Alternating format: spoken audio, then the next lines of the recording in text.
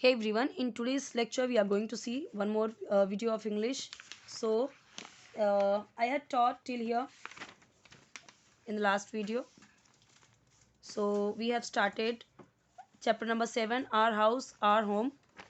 So I have made two videos of it. Now this is third video of this chapter. Okay, now let's start without wasting time. So now see, birds and animals.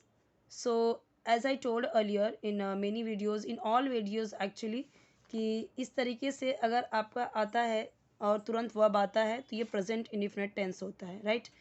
So here we use some rules in present indefinite tense. ये tense है, present indefinite tense है कि जब subject आए, subject के बाद तुरंत verb आए तो वहाँ पे एस या एस ऐड नहीं लगाते वर्ब में. कुछ रूल्स हैं, इसके समझ लेते हैं.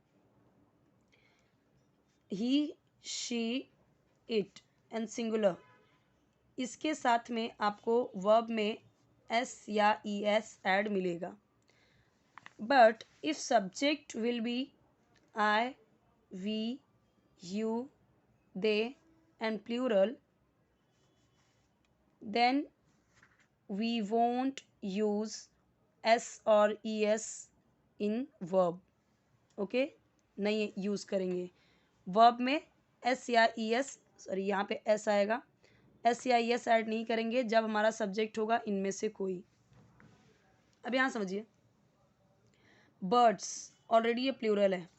एनिमल्स ये भी ऑलरेडी प्लूरल है. एनिमल होता है तो जब हम एक एनिमल की बात करते हैं, एस लगा है यहाँ पे तो एनिमल्स हो गया. सारे एनिमल्स की बात करें या एक से ज़्यादा एनिमल्स की बात कर रहे हैं.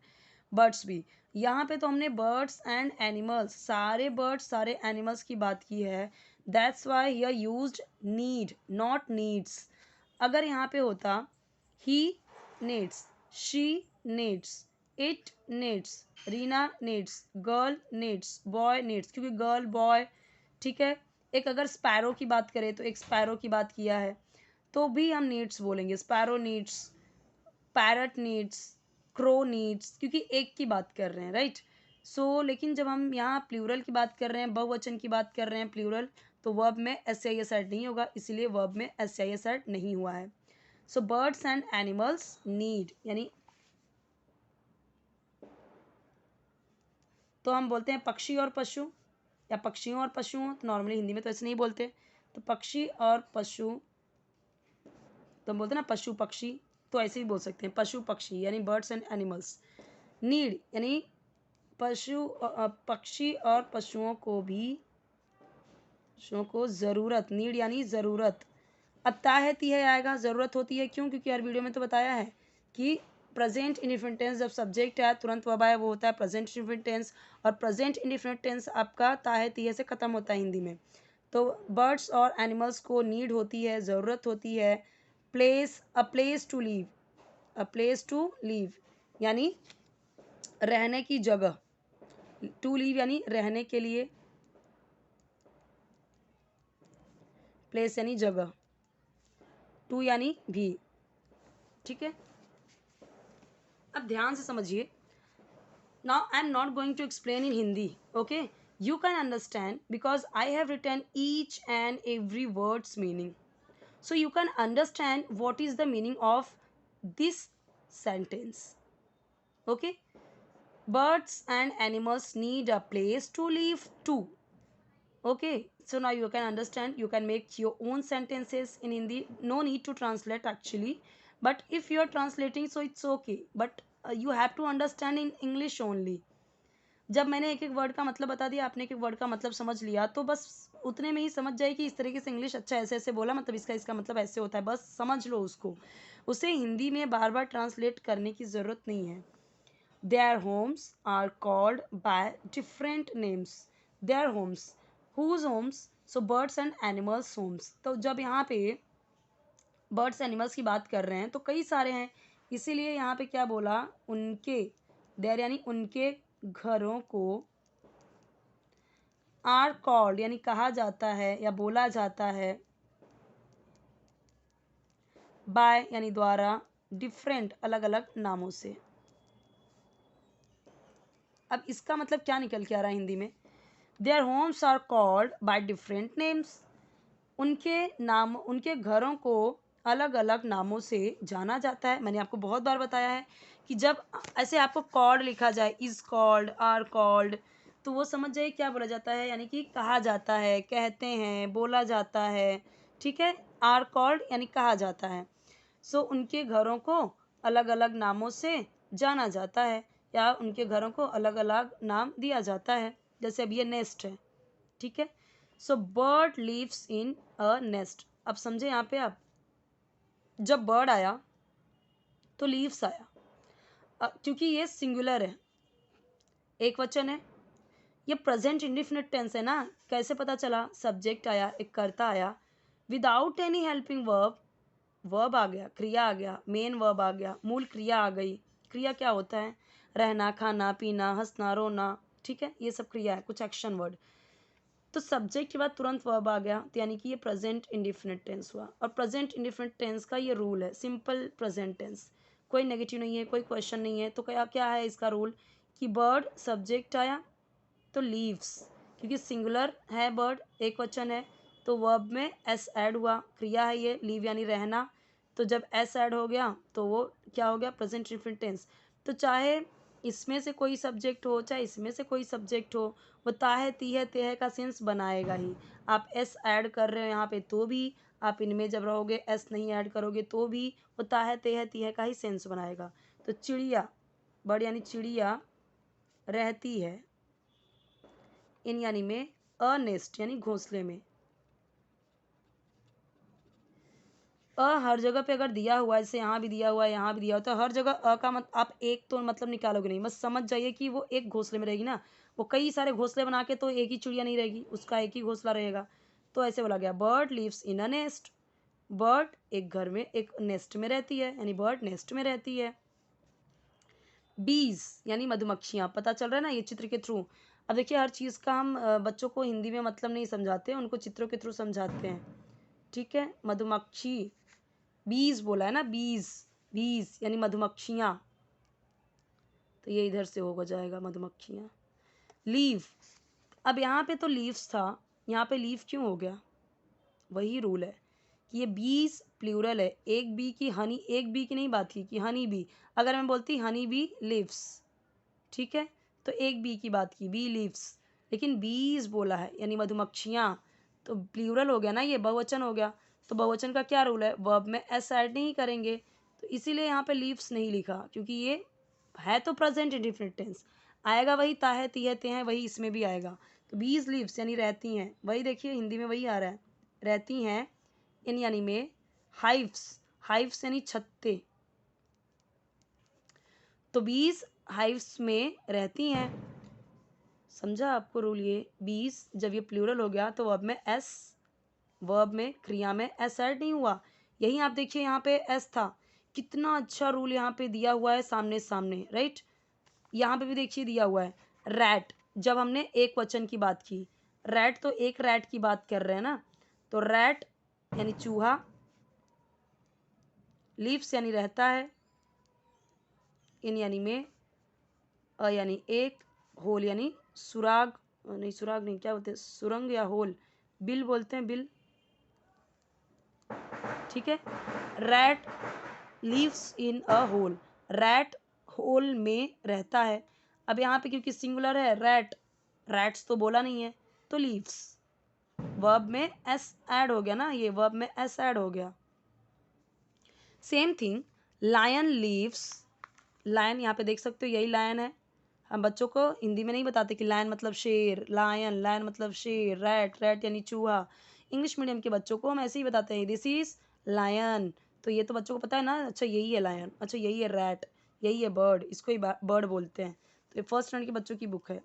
लायन लीव्स यानी रहता है इन यानी में, अ डेन यानी गुफा, डेन यानी गुफा। तो इस तरीके से टेंस बनेगा, सेंटेंस बनेंगे आपका, टेंस को यूज़ कर करके किस तरीके से आप देख सकते हो, ग्रामर के रूल्स को यूज़ कर करके किस तरीके से बना हुआ है। वी मेक, अब यहाँ पे देखिए वी आया, वी आया, तो फिर मेक को हमने मेक्स नहीं किया, क्योंकि वी के साथ में वर्ब में एस या एस ऐड नहीं होगा, क्रॉस किया हुआ ना मैंने, मतलब नहीं होगा, वर्ब में एस या एस ऐड नहीं होगा। लेकिन अगर यही यहाँ पे होता ही, अगर यहाँ पे ये वी की जगह पे होता ही, तो he makes, she makes, it makes, bird makes, rat makes, lion makes. क्यों? बिकॉज दीज आर सिंगुलर, एक वचन, रैट, लायन। जैसे यहाँ पे देखा ना आपने, एक वचन था तभी तो लिव्स किया, तभी तो वर्ब में एस लगाया। लेकिन यहाँ पे वी है, आई है, अगर इसमें से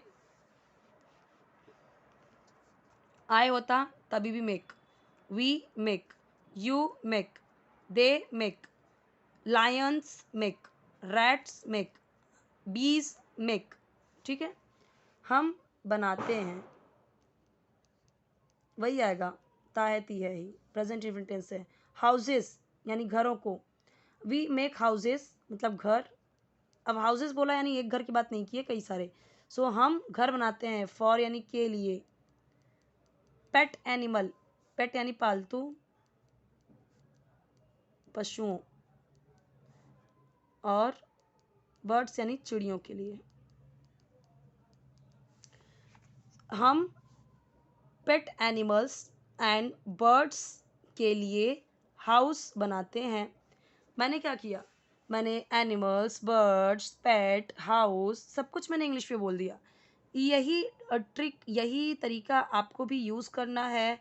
you have to use more and more English words in your Hindi language. Hindi हमें बहुत अच्छे से आती है, बट यहाँ पे हमें इंग्लिश सीखनी है। So you have to use English words when you come to know what is the animals, what is the birds, आपको मीनिंग पता चल गया, सो यू कैन यूज़ ना।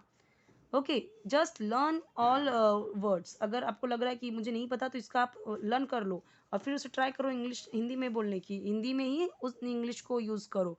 ठीक है, जानवर पक्षी मत बोलो, चिड़िया जानवर मत बोलो, आप उसे इंग्लिश में ही बोलो, एनिमल्स, बर्ड्स, पेट, हाउस। एक चीज़ और ध्यान दीजिए कि आपको आपका प्रोनाउंसिएशन भी करेक्ट होना चाहिए। So your pronunciation also should be correct, right. Now hens are kept in a coop. hens you know, hens मुर्गियों को, are kept, अब यहाँ पे आर लगा हुआ है, तो आर नॉर्मली हम देखते हैं है, या फिर कंटिन्यूस टेंस में होता है इज एम आर, तो वहाँ पे आई एन जी ऐड होता है। लेकिन यहाँ पे ये क्या यूज़ हुआ है, थर्ड फॉर्म, तो ये पैसिव वॉइस है। कहीं पे भी जब आपको, जैसे यहाँ पे था ना कॉल्ड, कहीं पे था, लास्ट वीडियो में था, यही था, आर कॉल्ड, कहा जाता है ना, कहा जाता है। जबकि अब ये आर यूज़ हुआ है, तो ये कॉल्ड क्यों, थर्ड फॉर्म क्यों यूज़ हुआ ना, तो ये प्रेजेंट कंटिन्यूस टेंस का रूल है, क्योंकि प्रेजेंट कंटिन्यूस टेंस में अगर होता तो कॉलिंग हो जाता, आई एन जी ऐड होता, और अगर नॉर्मल होता तो प्रेजेंट टेंस होता तो आर कॉल होता। तो ये कॉल्ड क्यों आ गया, थर्ड फॉर्म क्यों आ गया, यहाँ पे थर्ड फॉर्म क्यों आ गया, keep, kept, kept, third form क्यों आ गया, क्योंकि ये पैसिव वॉइस है। जैसे यहाँ पे मैंने बोला कहा जाता है, माना जाता है, बोला जाता है, कहते हैं, तो यहाँ पे भी वही हो गया, हेंस आर केप्ट, रखा जाता है। केप्ट, कीप का मतलब होता है रखना, केप्ट यानी रख, यहाँ पे उसका थर्ड फॉर्म है, तो रखा जाता है। ये है आपका पैसिव वॉइस। इन यानी में, यानी कूप, एक कूप बोलिए या कूप बोलिए। कूप क्या होता है, उसको बोलते हैं दड़बा या दबड़ा, नहीं दड़बा बोलते हैं ना हिंदी में। Hens are kept in a coop, hens को कूप में रखा जाता है। इसके घर को, अब यहाँ पे हम क्या सीख रहे हैं कि जो बर्ड्स का घर होता है ना ऐसे छोटे छोटे, उनको कूप बोलते हैं। ये चीज़ें आपको भी ध्यान में होनी चाहिए। और जहाँ पे डॉग के लिए ऐसा बनाया जाता है ना, उसको बोलते हैं कैनल। अ डॉग, सेम चीज़ वही, अ डॉग, जैसे यहाँ पे हैंस था तो डॉग सबको पता ही है डॉग है, this is dog, is kept. अब क्योंकि यहाँ पे हैंस था जब भी, तो आर रखा गया है के लिए, है ना पे रखा जाता है, तो है आया, तो आर के लिए। जब ये सिंगुलर है, ये प्लूरल था तो आर रखा। डॉग सिंगुलर है, एक वचन है, तो इज है, यहाँ पे क्या रखा जाता, इन यानी में कैनल, इसको कैनल बोलते हैं। हिंदी में क्या बोलते हैं मुझे नहीं पता, बस समझ लीजिए कि ये कैनल कुत्तों का घर होता है। नॉर्मली छोटा सा जो घर उनके लिए बनाया जाता है वो डॉग का घर होता है। अब एक रूल है यहाँ पे, समझ लीजिए कि ही, शी, इट सिंगुलर, एक वचन के साथ में इज यूज होगा। And we, you, they plural के साथ में आर यूज़ होगा। दोनों का ही मतलब होता है। और ये दोनों यूज़ होता है पैसिव वॉइस में भी, जैसे हमने देखा यहाँ पे यूज़ हुआ। प्लस यूज़ होता है जैसे मैंने बोला यू आर अ बॉय, तुम लड़के हो, ठीक है। I am a girl, he is a boy, तो ही के साथ में क्या यूज़ हुआ, is. She is a doctor, she is a doctor, she is a teacher, he is a boy. लेकिन जब आप बोलोगे we are teacher, you are a teacher, they are teachers, okay. तो ये हो गया। तो अब इसी तरीके से जब ये प्लूरल था, ये बहुवचन था, हैंस था, तो आर आया। एक हैन की बात नहीं हो रही ना, बहुत सारे हैंस, हैन यानी मुर्गी, हैंस यानी मुर्गियाँ, तो उसके साथ में आर आया। अब ये डॉग क्या है, डॉग्स तो बोला नहीं मैंने, डॉग्स कुत्तों कुत्तों तो बोला नहीं, डॉग बोला सिर्फ, तो डॉग सिंगुलर हो गया। A dog is kept in a kennel, dog को कैनल में रखा जाता है। अब यहाँ पे देखिए काउज यानी गायें, कई सारे गायें की बात हो रही है। गायें आर केप्ट यानी रखी जाती हैं। क्यों आया, काउज है, प्लूरल है, इसलिए आर आया ना। जैसे यहाँ पे हैंस था तो प्लूरल था, तो आर आया। सेम इसी तरीके से देखिए कितने रूल्स हमने देख लिए ना इसमें, और बहुत इंपॉर्टेंट रूल्स हैं। गायें रखी जाती हैं, क्योंकि हिंदी में तो हम रखी जाती हैं ये बोलेंगे ना, बट इंग्लिश में देखिए सब वैसा ही है, आर केप्ट, इज केप्ट, बस सिंगुलर प्लूरल के अकॉर्डिंग चेंज हुआ है, मीनिंग वही निकलेगा। काउज आर केप्ट इन यानी में, शेड्स यानी अस्तबल या तबे, अस्तबल बोलते हैं ना, अस्तबल जहाँ पे गायों को रखा जाता है उससे इंग्लिश में शेड्स बोलते हैं। बस ऐसे ही समझिए कि जहाँ पे गायों के लिए बनाया जाता है ना, तो उसको क्या बोलते हैं, शेड्स। एक्चुअली अस्तबल घोड़ों के लिए बोला जाता है, शेड्स को हिंदी में बोलेंगे, एक्चुअली मुझे एग्जैक्ट हिंदी में क्या बोलते हैं वो याद नहीं आ रहा है, बस ऐसे याद कीजिए, ऐसे समझिए। और हिंदी में यहाँ पे समझने की ज़रूरत भी नहीं है आपको, बस आपको इंग्लिश में ही समझना है। बच्चों को हम बस ऐसे ही बताते हैं कि दिख रहा है ना कि किस में रह रहे हैं, तो बच्चे समझ जाते हैं कि जहाँ गायों को बांधा जाता है उनको शेड्स बोलते हैं, जहाँ पे मुर्गियों को रखा जाता है उसको कूप बोलते हैं, जहाँ पे डॉग्स को रखा जाता है that is called kennel. Okay, so you have to understand same. Now horses, again horse means घोड़ा, लेकिन जब एस आ गया, हॉर्सेस हो गया, तो घोड़ों को, तो घोड़े आर केप्ट यानी रखे जाते हैं। डिपेंड करता है कि आप हिंदी में क्या उसे बोल रहे हो, तो हम उसके according are kept, are kept, are kept तो सब जगह है। इंग्लिश में तो वही है, यानी कि उनको रखा जाता है, बट हिंदी में आप उसे रखे जाते हैं, रखी जाती है, रखा जाता है, आप हिंदी में बोलोगे अपने तरीके से, बट आप इंग्लिश में ही समझ लीजिए। आर केप्ट यानी किसी की हम बात करें जिसको रखा जाता है। इन यानी में स्टेबल, यहाँ पे देखिए स्टेबल, स्टेबल्स यानी स्तबल, स्तबलों में जहाँ पे इनको बंद, जहाँ पे घोड़ों को रखा जाता है उसको स्टेबल्स बोलते हैं। Normally if we observe, so same thing is there ना, उनके रहने का घर है, ओके। लेकिन उन रहने के घरों को हम अलग अलग नाम दे रहे हैं इंग्लिश में, in English, okay, we are giving different different names. See, it is called coop, it is called kennel, it is called stables, it is called sheds, right? So no need to learn in Hindi, just learn in English only। कि जिधर मुर्गियाँ रखी जाती हैं ना उसको कूप बोलते हैं, जिधर डॉग्स रखे जाते हैं ना उनको कैनल बोलते हैं, जिधर गायें रखी जाती हैं, भैंसें रखी जाती हैं, दैट इज कॉल्ड शेड्स।